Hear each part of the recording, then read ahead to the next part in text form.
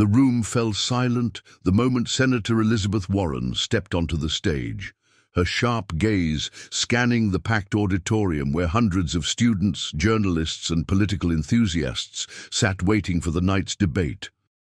Opposite her stood Senator John Kennedy, sipping from a paper cup with a calmness that almost seemed careless, yet his eyes held a spark that suggested he was more prepared than anyone expected. The moderators had barely introduced the event before whispers filled the room about tension brewing between the two senators, known for their dramatically different styles and philosophies.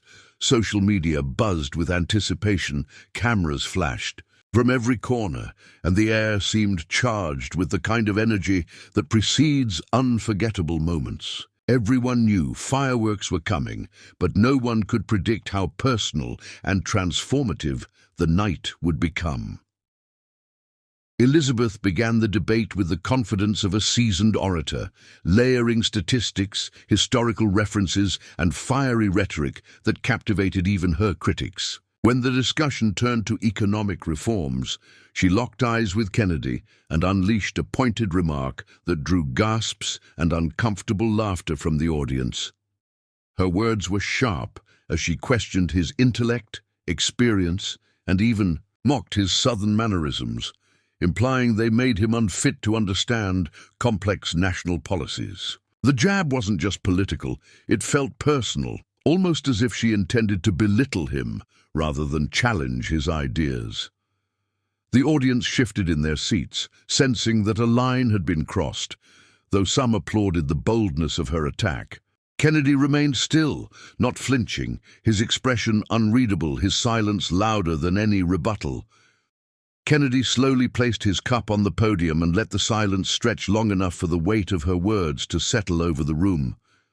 When he finally spoke, his voice was steady and calm, lacking the anger many expected. Instead of firing back with insults, he shared a story from his childhood in Louisiana about growing up around hard-working people who often got judged for the way they talked, dressed, or made a living. He spoke of his mother, who never finished college, yet possessed a wisdom and kindness that no textbook could teach, and how her values shaped him more than any Ivy League degree ever could.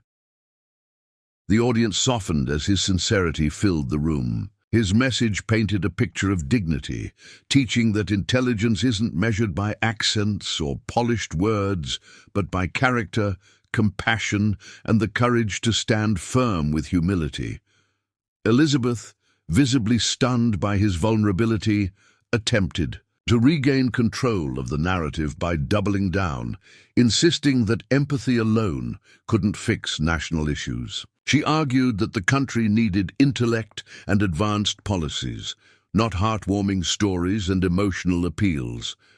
Her voice carried the intensity of someone fighting to protect not just an argument, but a lifetime of work. Yet in her urgency, she missed the shift happening around her. People were no longer leaning forward for her data and force.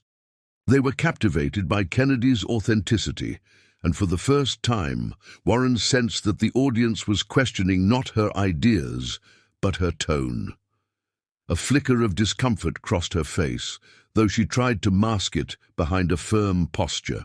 Kennedy gently responded, not undermining the importance of knowledge or research, but emphasizing that true leadership required balance. He acknowledged Warren's intelligence, even praising her dedication to public service, surprising everyone with the respect he chose to give instead of revenge.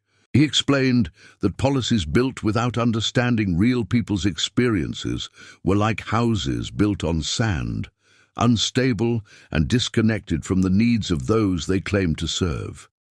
His words were not a rebuttal to her mind, but an invitation to consider her heart. The audience could feel the temperature of the room changing, tension melting into reflection, as Kennedy displayed humility and strength in the same breath. For the first time that evening, Elizabeth's expression softened, and she appeared, less like a debater defending her pride, and more like a human being absorbing an unexpected lesson. She paused before responding, perhaps realizing that her earlier attempt to humiliate him had only highlighted her own disconnect from the emotional core of leadership. Her next words weren't as sharp.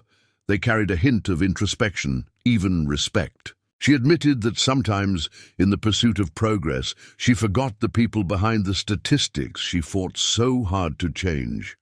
Her voice cracked slightly, revealing a vulnerability that surprised the audience as much as Kennedy's had earlier. It was no longer a battle, it was a conversation. The auditorium shifted from a battlefield of ideas into a space of shared humanity. Students who had entered ready to cheer for one side found themselves clapping for both as the debate evolved into a heartfelt exchange about leadership, empathy, and the responsibility of those in power. Instead of arguing, they began to build on each other's points, merging the strength of intellect with the power of compassion. The moderators, initially stunned by the turn, allowed the moment to unfold, recognizing that what was happening was far more meaningful than a typical debate. By the time the closing statements arrived, the energy in the room had transformed entirely. Kennedy thanked Warren for her passion and acknowledged that her relentless pursuit of change inspired many, including him. Warren, in turn, expressed gratitude for his reminder that policies must remain grounded in the people they aim to help, and that intellect loses its value when stripped of empathy. The audience rose in a rare standing ovation, not for victory, but for growth, something seldom seen in the political arena. The two senators shook hands, not mechanically, but with genuine warmth and mutual respect. As they walked off stage, multiple journalists whispered that they had just witnessed a moment that would be replayed for years, not because of the conflict, but because of the transformation that followed. Young students watching the debate streamed online expressed that for the first time they saw a glimpse of what politics could look like when guided by humility instead of ego. Social media exploded, but not with insults or memes. People were reflecting on the unexpected grace that had unfolded before them. In a divided world, this moment felt rare, precious, and deeply needed. The lasting message of that night echoed far beyond the auditorium walls. True strength is not shown through humiliation, but through compassion, understanding, and the courage to rise above ego. It reminded everyone watching that disagreements need not turn into disrespect, and that even in conflict there is room for empathy.